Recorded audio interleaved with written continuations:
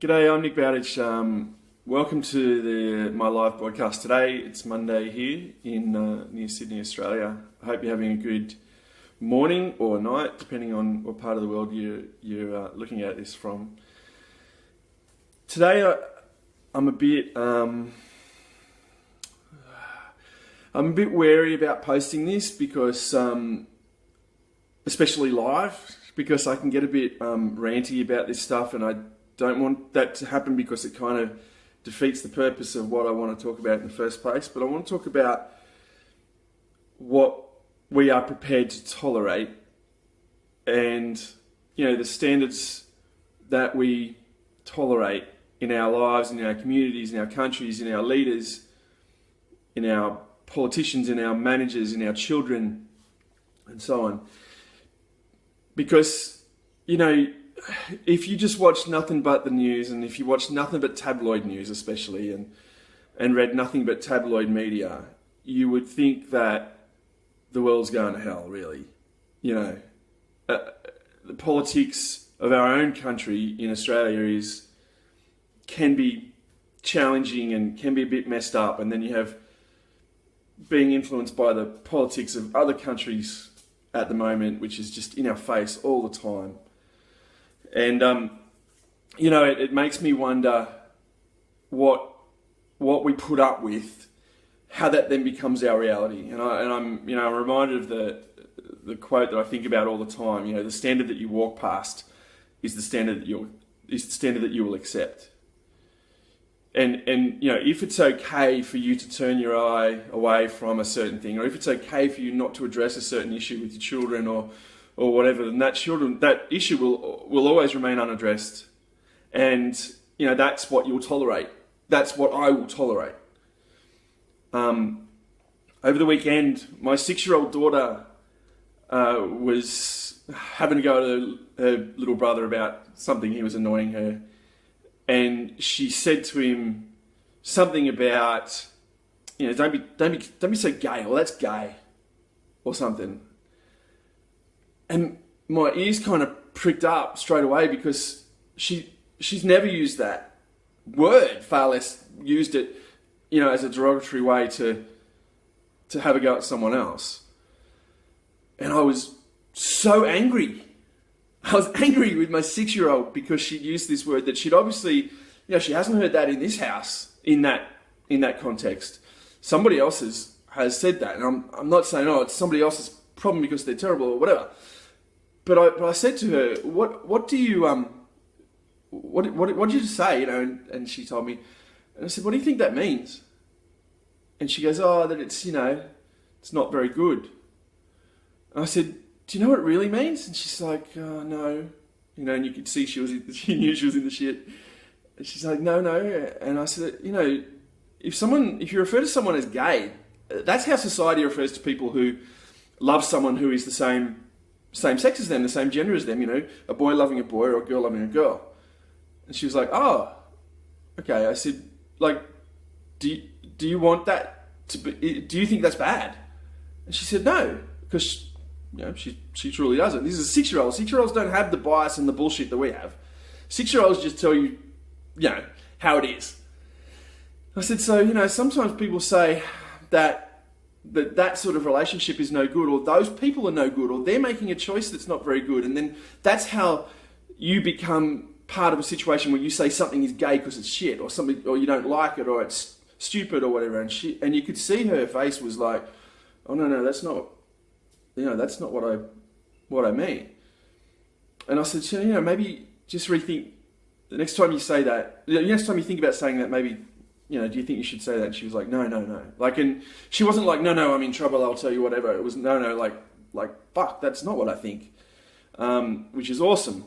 And really gratifying that I could not just walk past it, but I also didn't go, don't ever say that. Don't ever say that again, because that's only going to make us say it more. But I want to think about it, and I want us to think about it. I've said that too. Over the years, I'm sure I've said stuff like that. But, it's not, it's what you'll accept now is what you'll always accept. And it's just kind of made me think, God, the stuff at the moment that's going on in US politics, that's just, It's a mile away from us, right? Here in Australia. And I've got nothing to do with it, really. I can't affect that. And it can't really affect me at the grassroots level. But it's not just Donald Trump. It's not just the idiots at Donald Trump rallies who will punch people just because they're African American, or punch people and spit at them and scream at them just because they have a differing view. That's not Donald Trump, and it's just Donald Trump, and it's not just people who support Donald Trump. That's everywhere. That's still in my country every day. Every day. We see something like that and we deal with it. That at the moment, and this morning, there's been a study released by PricewaterhouseCoopers, which, a reputable firm, saying that a plebiscite vote in this country that will decide whether marriage should be equal between humans who live in the same country.